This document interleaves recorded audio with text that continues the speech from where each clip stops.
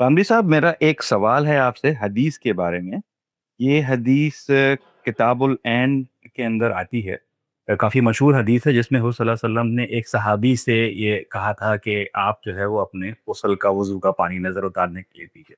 اس میں میرا سوال یہ تھا کہ انہوں نے حدیث کے الفاظ کے مختلف طرق ہیں. میں یہ آتا ہے کہ آپ اپنے زیر جامع سے بھی پانی جو آپ کا جسم ہے اس کو صاف کر کے اس میں ڈالیں. اب اس حدیث سند کے حساب سے ہر جگہ صحیح مجھے ملی، لیکن متن کے حساب سے یہ اسلام کا جو مزاج ہے طہارت میں اس میں نہیں بیٹھ رہی.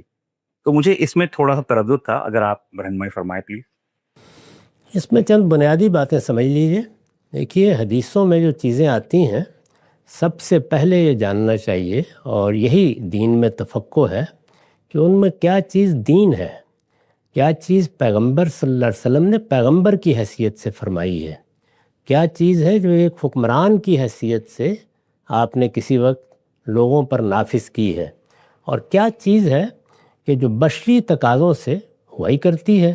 اس کو رسالت مآب صلی اللہ علیہ وسلم کی نسبت سے بھی بیان کر دیا گیا ہے.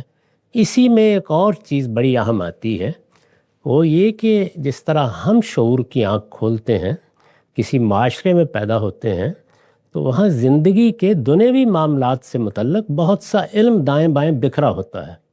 یہ علم ایسا ہی نہیں ہے کہ صرف کسی اسکول میں جائیں گے، کالج میں جائیں گے، باقاعدہ کوئی درسی کتابیں پڑھیں گے تو حاصل ہوگا.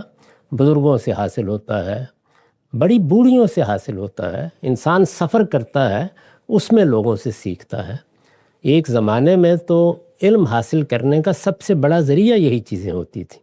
رسالت مآب صلی اللہ علیہ وسلم نے بھی ایک لمبا عرصہ اس قوم میں گزارا تھا. اس میں بہت سی چیزیں ایسی جو آپ کے علم میں آئی ہوں گی، آپ کے تجربے میں آئی ہوں گی. یہی در حقیقت وہ چیز ہے جس کو لوگ طب نبوی کہتے ہیں.